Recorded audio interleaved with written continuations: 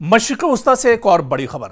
गजा से बड़ी खबर है, जहां हमास ने तकरीबन 7,000 मुजाहिदीन को दोबारा से तैनात कर दिया है। 7,000 लड़ाकों को दोबारा से तैनात कर दिया है। जी हां, यह गजा से बड़ी खबर आ रही है और बहुत अहम सोर्स के जरिए से खबर आ रही है, जहां पर हमास ने एक बार फिर पूरी मजबूती के साथ 7,000 अपने लड़ाकों और 7,000 मुजाहिदीन को गजा में दोबारा से तैनात किया है।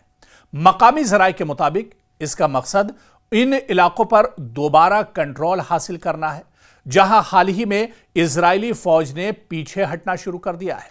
दरअसल डोनाल्ड ट्रंप ने जो मुआहिदा किया है हमास और इजराइल के दरमियान, उस मुआहिदे में यह भी शामिल था कि यह मुआहिदा होने के बाद इजराइल के जो फौजी हैं वो गजा से पीछे हटेंगे। और ऐसे में अब जब इजराइल के फौजी और आईडीएफ गजा से पीछे हटना शुरू हो गए हैं, तो ऐसे में अब हमास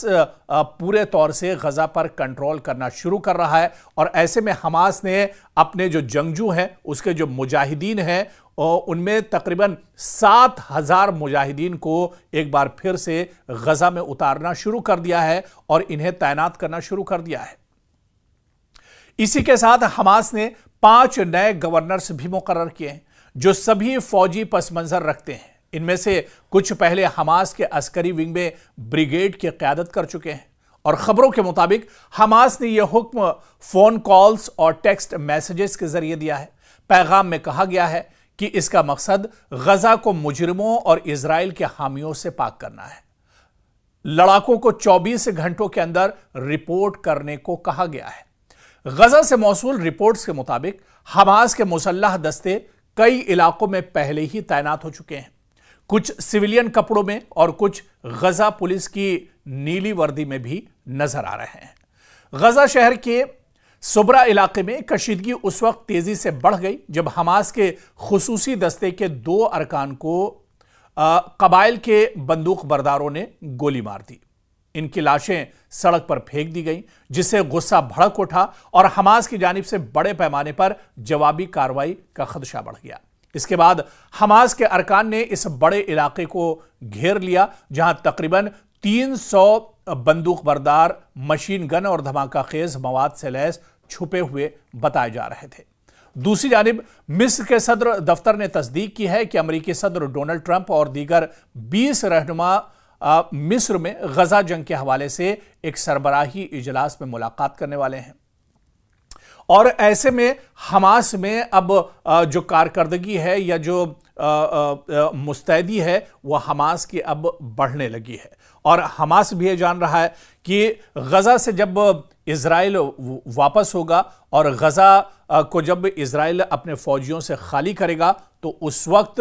गजा की निगरानी के लिए, गजा की सिक्योरिटी के लिए हमास का होना बहुत ज़रूरी है। हालांकि 20 नुकाती जो मुआहिदा है, इसमें यह भी शर्त रखी गई है कि हमास को गैर मुसल्लह करना होगा, यानी हमास को अपने हथियार एक तरह से छोड़ने होंगे। लेकिन अब हमास पूरी मजबूती के साथ एक बार फिर से गजा में उतर रहा है और हमास ने दरअसल 20 नुकाती जो मंसूबा है, जो मुआहिदा है, इस मुआहिदे के कई ऐसे शिक हैं, कई ऐसे पॉइंट हैं जिन पर एक तरह से एतराज़ जताया था। और उसमें एक ये भी पॉइंट था कि हमास को गैर मुसल्लह किया जाए, यानी हमास से हथियार वापस लिए जाएं। और इस पर भी हमास ने नाराज़गी जाहिर की थी और रजामंदी अपनी जाहिर नहीं की थी। तो कहीं ना कहीं अब हमास एक तरह से हथियार नहीं छोड़ रहा है और हमास पूरी मजबूती के साथ अब पूरे गजा को अपने कंट्रोल में लेना चाह रहा है, क्योंकि इससे पहले भी गजा की अगर बात की जाए तो इस पूरे गजा पर हमास का ही कंट्रोल था और हमास की ही यहां पर एक तरह से सरकार और हुकूमत हुआ करती थी और पूरा हमास गजा पूरा जो गजा है वह हमास के कंट्रोल में हुआ करता था। इसी वजह से इजराइल ने हमास को खत्म करने के लिए गजा को टारगेट किया था और गजा पर हमला किया था। हालांकि 2 साल, जिस तरह से हमने अपनी कई रिपोर्ट में तस्करा किया है कि 2 साल पूरे ये जंग चली, लेकिन पूरा गजा तबाह बर्बाद हो गया, लेकिन हमास का नामो निशान इजराइल नहीं मिटा पाया। क्योंकि आपको याद होगा कि बिन्यामिन नेतन्याहू ने 7 अक्टूबर 2023 में जब हमला हमास की तरफ से किया गया था, उस वक्त बिन्यामिन नेतन्याहू ने कसम खाई थी कि जब तक वो हमास को नेस्तनाबूद नहीं कर देंगे, हमास का खात्मा नहीं कर देंगे, तब तक उनकी जंग जारी रहेगी। हालांकि अपने इस कौल से तो बिन्यामिन नेतन्याहू पीछे हट गए, बल्कि यह कहा जाए कि बिन्यामिन नेतन्याहू ने अपनी शिकस्त मान ली। बिन्यामिन नेतन्याहू एक तरह से उनको बड़ा झटका लगा है जिस तरह से पूरी डील हुई है, और अब इजराइल की जो फौज है और आईडीएफ के जो जवान हैं, अब वो गजा से एक तरह से बाहर निकल रहे हैं। हालांकि माहिरीन का यह भी मानना है कि 2 साल तक इतनी लंबी जंग लड़ने के बाद इतनी आसानी से इजराइल अपने फौजियों को वापस नहीं बुलाएगा, इतनी आसानी से इजराइल गजा को एक तरह से खाली नहीं करेगा। और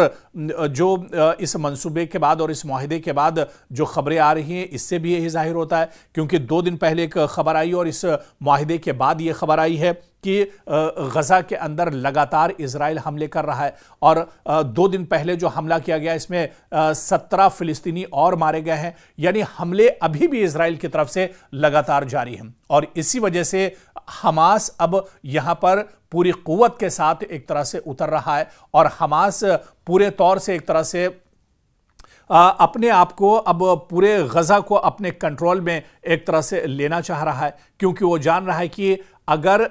इजराइल पीछे नहीं हटता है तो यानी इजराइल की नीयत में एक तरह से खोट है, या फिर अमेरिका कहीं दोहरी पॉलिसी का इस्तेमाल तो नहीं कर रहा है इस मुआहिदे के पीछे। हालांकि इस मुआहिदे को लेकर अभी मिस्र में भी एक बहुत बड़ी मीटिंग हो रही है, बहुत बड़ा इजलास हो रहा है, जिसमें 20 ममालिक के सरबराहान शामिल होंगे। इस बैठक में कहा जा रहा है कि डोनाल्ड ट्रंप के सदारत में बैठक होगी, मिस्र के शर्म शेख में बैठक हो रही है, मिस्र के सदर सीसी भी इस बैठक में शामिल होंगे, ब्रिटेन के वजीर आजम भी इस बैठक में शामिल होंगे, अक़वाम मुत्तहिदा के जो चेयरमैन और सरबराह हैं वो भी कहा जा रहा है कि इस बैठक में शामिल होंगे, और कई अरब ममालिक इस बैठक का हिस्सा होंगे। और इस बैठक में 20 नुकाती जो मुआहिदा है, जो डोनाल्ड ट्रंप पीस डील है, इसको आगे किस तरह से बढ़ाया जाए, क्योंकि अलग अलग मरहलों में इस डील को आगे बढ़ना है। पहले मरहले के तौर पर गजा को एक तरह से खाली किया जा रहा है, इजराइल अपने फौजियों को वापस ले रहा है, और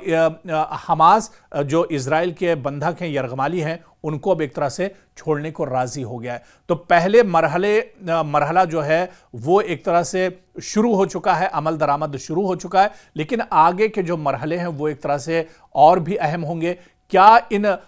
मरहलों को किस तरह से अंजाम दिया जाए, इसी पर गौर व फिक्र करने के लिए और इस डील पर साइन करने के लिए डोनाल्ड ट्रंप खुद मिस्र पहुंच रहे हैं, जहां पर यह बड़ी बैठक हो रही है, और पूरी दुनिया की निगाहें इस पर दरअसल टिकी हुई हैं कि क्योंकि अभी यह डील पूरे तौर से मुकम्मल नहीं हुई है। जब तक अमेरिका और डोनाल्ड ट्रंप के साइन इस डील पर नहीं हो जाते हैं, इजराइल जब तक इस पर दस्तखत नहीं कर देता है, और हमास जब तक इस पर पूरे तौर से रजामंदी जाहिर नहीं कर देता है, तब तक यह डील एक तरह से अधूरी मानी जाएगी। और इसी वजह से यह माना जा रहा है कि जो शर्म शेख में बैठक हो रही है, यह बैठक बहुत अहम है, और हतमी और पूरे तौर से जो ये डील एक तरह से कंप्लीट डील जब ही मानी जाएगी, जब यहां पर जितने भी